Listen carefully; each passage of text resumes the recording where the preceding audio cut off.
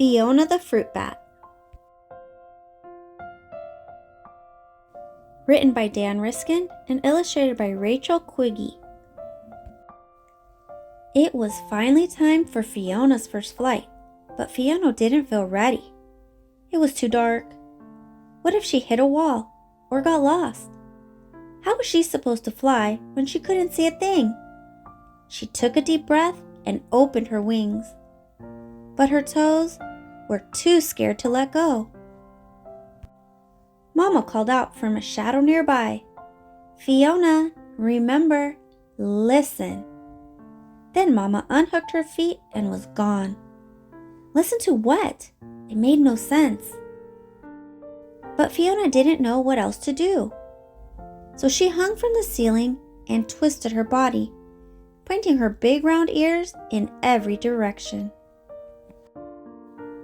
Fiona heard many of the sounds she was used to.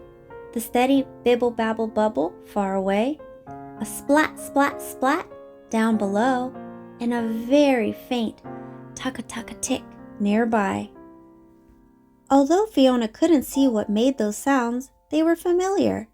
They made her feel safe. But how would listening help her fly? What was Mama talking about? Fiona missed being carried by Mama. She missed the stars in the sky, the smell of the fruits that Mama ate, and the taste of warm milk. What if she never learned to fly? Would she ever go outside again? Fiona sniffled, then started to whimper. That's when Fiona heard a new sound, a faint whisper. She stopped, aimed her ears, and listened. But the sound was already gone. The calls of a bat interrupted the silence. It was her best friend Cassie. Cassie was chewing, and Fiona could smell the ripe fruit. She imagined what it would taste like. "I wish you'd come have some," said Cassie, and she flew out of the cave for more.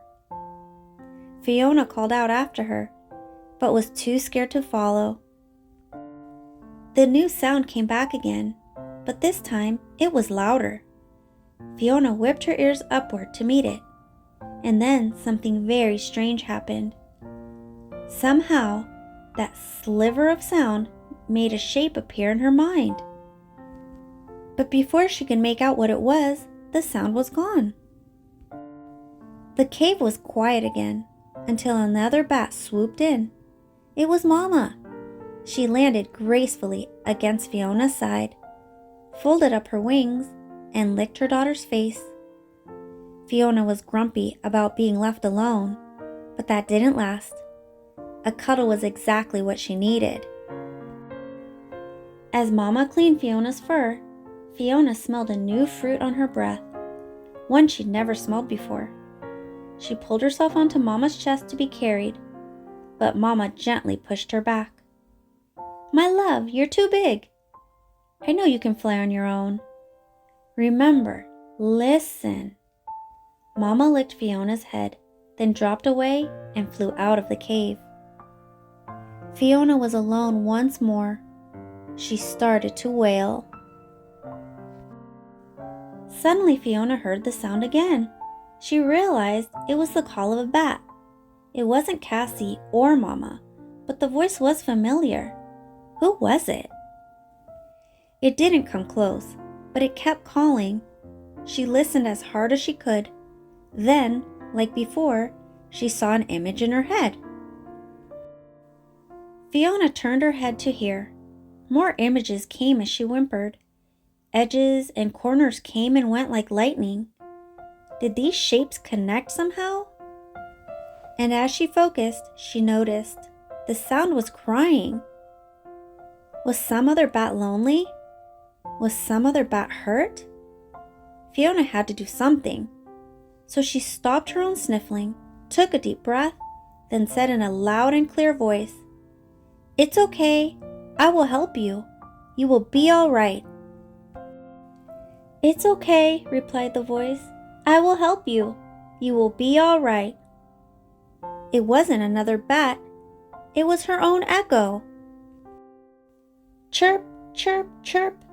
Fiona called out loudly, "Chirp, chirp, chirp!" And 3 echoes came back, showing Fiona the far wall of the cave. Now she knew what those shapes were. Each one was an outline of the things her voice had touched. Fiona called out again, and everything snapped into focus. She saw water running down to the floor. She watched a creature hopping through a puddle, and a skinny little animal walking on the wall. For the first time, Fiona could see her home. She wouldn't hit a wall. She wouldn't get lost.